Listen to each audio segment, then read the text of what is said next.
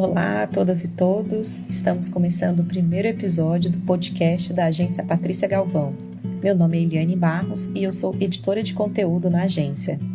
Olá, sejam todas e todos bem-vindos. Eu sou Jacira Mello, diretora do Instituto Patrícia Galvão, e nesta primeira série de podcasts vamos falar sobre violência doméstica contra as mulheres na pandemia. O objetivo da série é refletir sobre os dados da pesquisa de percepção realizada pelo Instituto Patrícia Galvão, em parceria com o Instituto Locomotiva.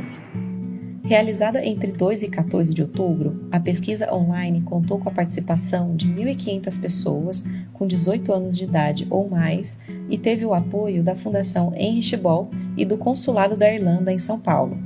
E para comentar os dados da pesquisa, nós convidamos a advogada Maria Silvia de Oliveira, que é presidente do GLE10 Instituto da Mulher Negra. Maria Silvia, vamos dialogar a partir dos achados da pesquisa Violência Doméstica contra a Mulher na Pandemia e irei comentar alguns dos dados para ouvir sua análise, sua visão de como a população tem percebido esse tema violência contra as mulheres. Para começar, gostaria de ouvir você sobre a percepção da população acerca da violência contra as mulheres. A pesquisa revela que para 95% da população, a violência doméstica tem aumentado nos últimos anos. E para 90% tem aumentado muito. E tem mais, 98% consideram a violência contra a mulher um problema muito grave no Brasil. Eu acredito que seja uma percepção correta, porque apesar de nós termos vivido um período aí de uns 14, 15 anos, quando nós tínhamos lá a Secretaria de Política para Mulheres, que existia uma vontade política de atuar no enfrentamento à violência contra a mulher, nós sabemos que mesmo assim os índices de violência contra a mulher, infelizmente, diminuíram, e aí a gente tem que fazer alguns recortes, porque a gente sabe que diminuiu em torno aí de 11%, 12% para as mulheres brancas, mas aumentou para as mulheres negras. Salvo engano, é menos 11% para mulheres brancas e mais 12% em média em relação às mulheres negras. Então, eu acredito, sim, que essa percepção é correta, condiz com a realidade, que nós vivemos uma pandemia de violência doméstica também. E ela não começou com essa pandemia por conta do Covid-19. Os dados sobre violência contra a mulher no Brasil, que, salvo engano, aí é o 4º país do mundo, né, nesta estatística, são assustadores e vergonhosos. Eu creio, sim, que é uma percepção correta. Maria Silvia, do seu lugar de conhecimento, como você analisa os seguintes dados?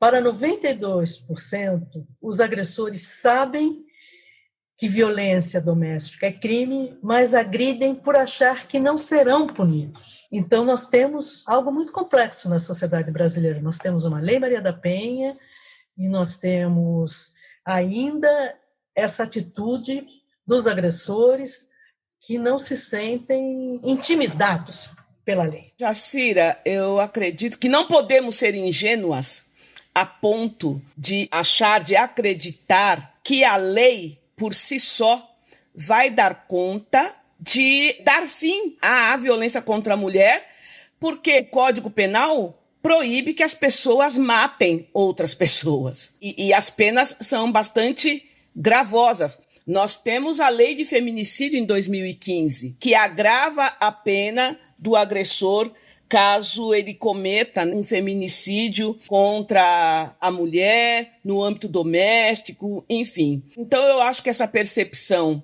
é correta, mas não é só porque é a Lei Maria da Penha, é porque no Brasil, nós temos uma questão bastante séria quando a gente fala de impunidade. A gente costuma dizer, né, e eu sou advogada, estudo questões raciais, enfim, que o Brasil ele tem um encarceramento exacerbado, só que ele prende e prende mal. Então, também tem essa percepção de que eles acham que não serão punidos. Mas a Lei Maria da Penha é bastante objetiva no sentido de que, primeiro, a Lei Maria da Penha não é uma lei punitiva. Ela dialoga com o Código Penal. Isso é uma coisa.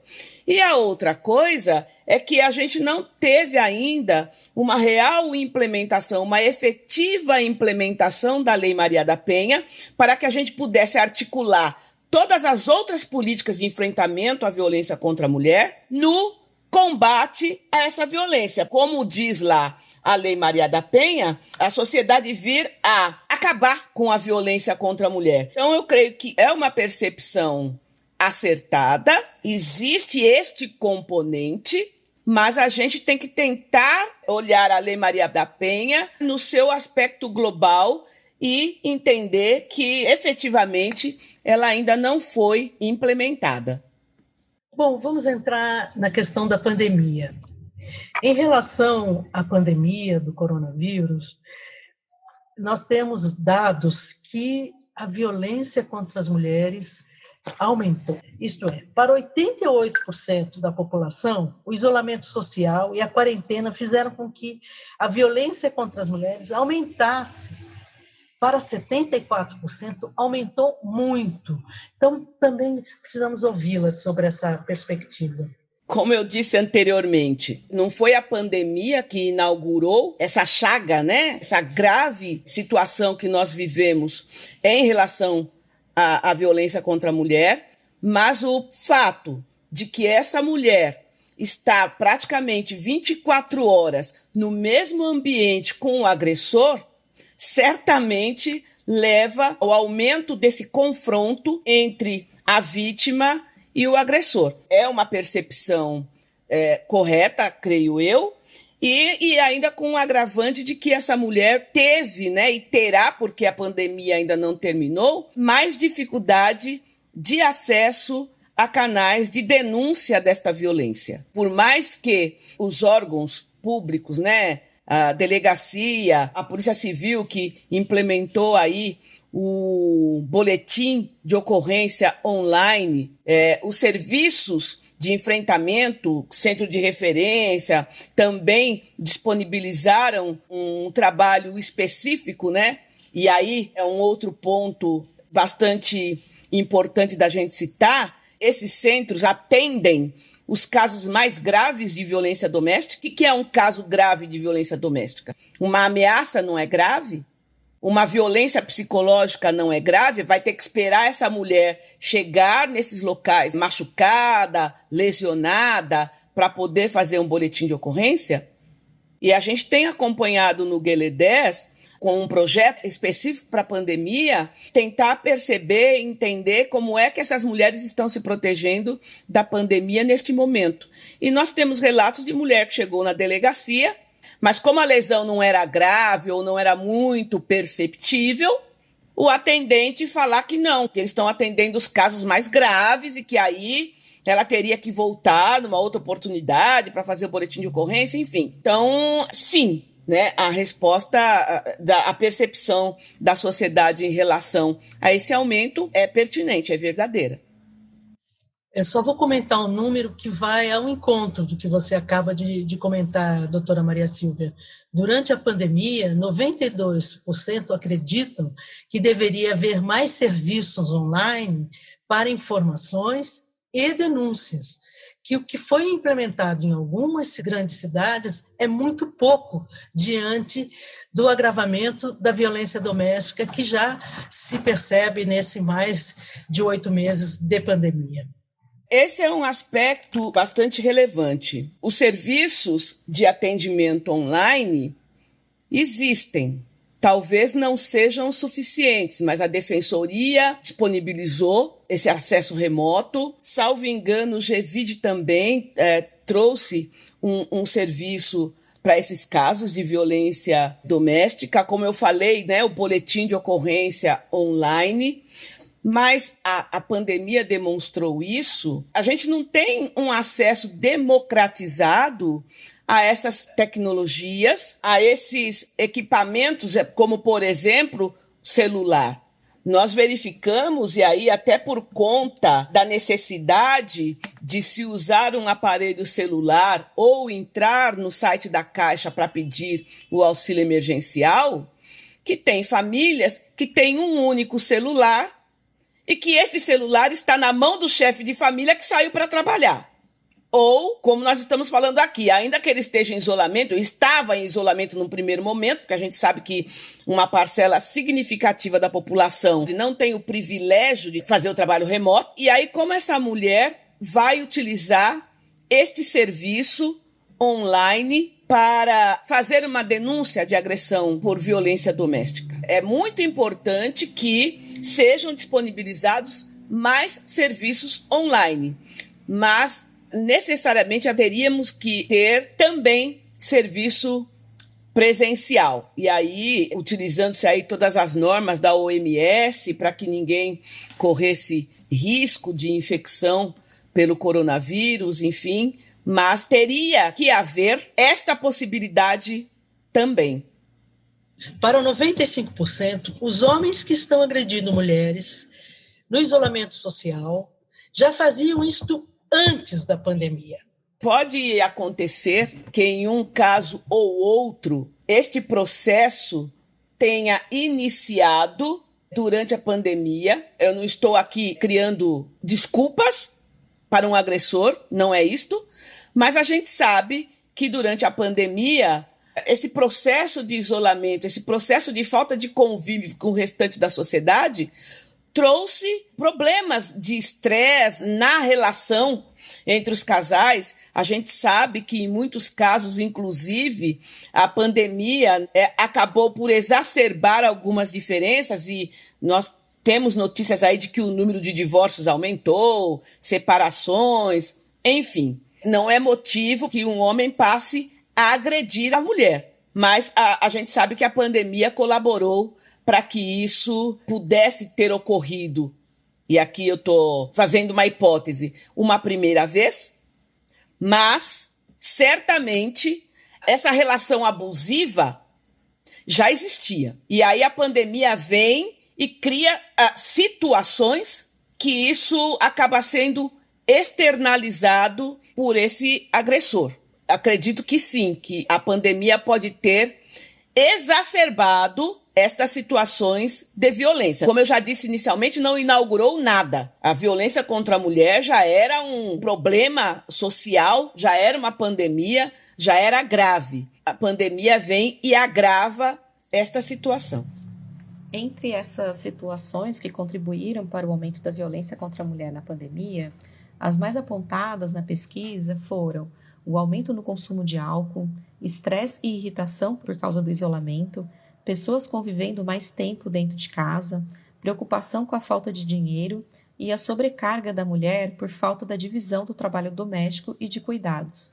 E também tem um outro dado que é interessante da pesquisa que eu gostaria de trazer, que é a percepção da população de que a violência contra as mulheres atinge todas as mulheres. Mulheres urbanas, rurais, mulheres negras, mulheres LGBTs, enfim, sabemos que não existe um perfil de mulher que sofre violência doméstica, uma vez que todas nós estamos suscetíveis à violência, porém sabemos que o acesso aos meios para conseguir romper esse ciclo da violência, ou seja, o acesso à justiça, né, e à rede de atendimento, ele é distinto para os diferentes perfis de mulheres. Então, como você comentou anteriormente, Maria Silvia, que muitas das respostas, né, do Estado, dos órgãos públicos, não chegaram até essas mulheres, eu gostaria de saber assim, o que faltou na sua avaliação, né, para que essas respostas chegassem até essas mulheres. Eliane, eu acho que o que faltou, o que sempre faltou, né? A gente nunca teve políticas de enfrentamento à violência contra mulheres que contemplassem todas as mulheres.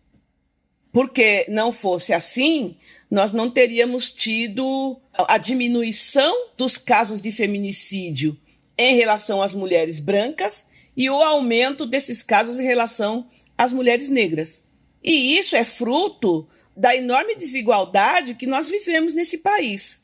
Quando a gente vai buscar a forma como as mulheres negras, por exemplo, são tratadas em relação à violência contra a mulher, por exemplo, equipamentos que essa mulher possa procurar para fazer denúncias, por exemplo, nos centros de referência, ter uma frequência nesses centros de referência, passar por serviços psicológicos, enfim, ela tem toda uma situação diferenciada desde o momento que ela tem que pensar que ela vai gastar 3, 4 condições nesse transporte público, porque ela está longe desses equipamentos. Esses equipamentos não estão nas comunidades onde elas vivem. Ela tem que trabalhar no trabalho informal. Se ela perder um dia de serviço, é um valor a menos que ela tem para colocar comida para as crianças, por exemplo. A população negra, ainda que não oficialmente, ela vive apartada do resto da cidade. Ela vive segregada. Eu estou falando aqui de um dos fatores que vai dificultar essa mulher, né, de procurar um equipamento para fazer denúncia de agressão doméstica. A gente sabe que a população negra tem uma dificuldade em relação à forma como o sistema de justiça vê os homens que provavelmente ela está denunciando. São muitos fatores aí que vão contribuir para que essa mulher, principalmente nas periferias de São Paulo, tenha maior dificuldade. Eu fiz uma live com as PLPs do Rio Grande do Sul. E aí eu estava citando, por exemplo, que no início do ano eu estive em Belém do Pará e eu fui visitar lá uma comunidade ribeirinha. Aquelas mulheres, por exemplo, elas dependem de um trajeto de barco para sair de onde elas estão, para ir até a cidade, né? Para comprar mantimentos, enfim. O Brasil é um país de dimensões continentais. Eu dei um exemplo aqui da periferia de São Paulo, que é a maior cidade e a mais rica da federação, mas se a gente for observar em outros tantos lugares, e a Jacira falou que essa pesquisa tem uma abrangência nacional, a gente vai perceber que tem muitas mulheres que sequer têm como denunciar um caso de agressão de violência. E não é à toa, né, que no Norte e Nordeste o número de feminicídio é maior. Porque essa mulher não tem a quem procurar, não tem quem buscar ajuda. Quando a gente pergunta para as mulheres, né, se ela pessoalmente já sofreu alguma violência, apenas 37% dizem que sim. Aí logo na pergunta seguinte a gente estimula, né, algumas situações, se ela já passou por aquilo. E aí esse número aumenta de 37% para 50%. Sim. Nós temos no curso de promotoras legais populares, né, que a gente faz essa formação, essa capacitação para que mulheres da periferia, né, nas comunidades, consigam perceber as situações de violência contra elas mesmas e que possam auxiliar outras mulheres, né, que a gente chama de multiplicadoras, né, as promotoras legais populares. E é muito comum essa fala.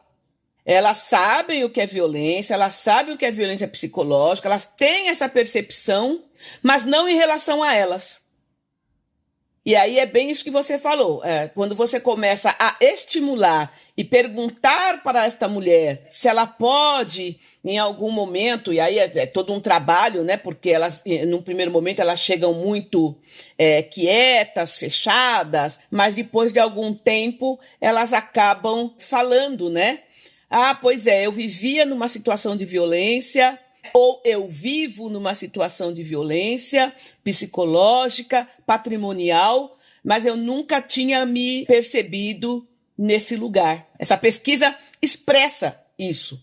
É fácil a gente falar de violência, é fácil a gente enxergar a violência, mas não em relação, né, a nós mesmas.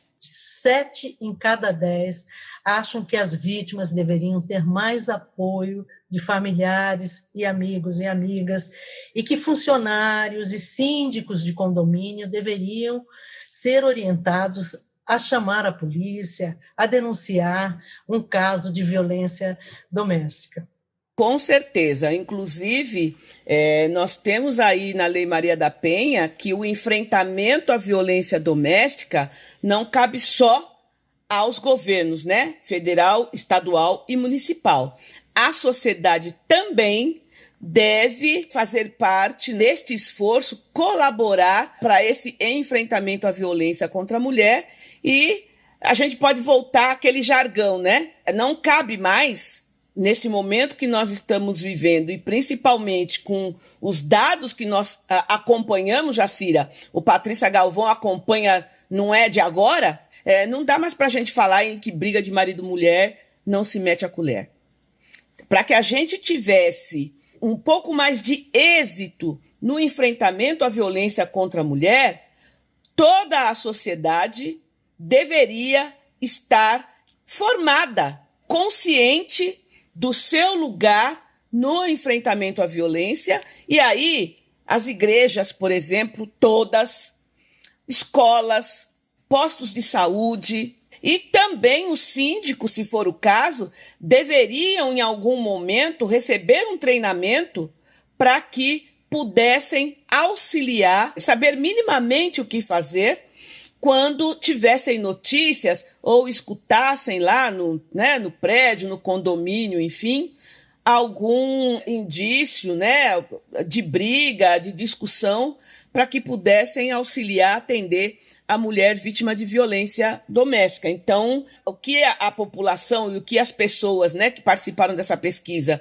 estão percebendo é o que consta na Lei Maria da Penha, da gente fazer a formação dos agentes de Estado, da sociedade, de todos, para que a gente possa dar conta de atuar minimamente, com um mínimo de qualidade, né, para atender as mulheres em situação de violência. Bom, queria super te agradecer pela atenção, pela sua disponibilidade de tempo mesmo com a gente. Se você tem mais alguma coisa que você gostaria de pontuar.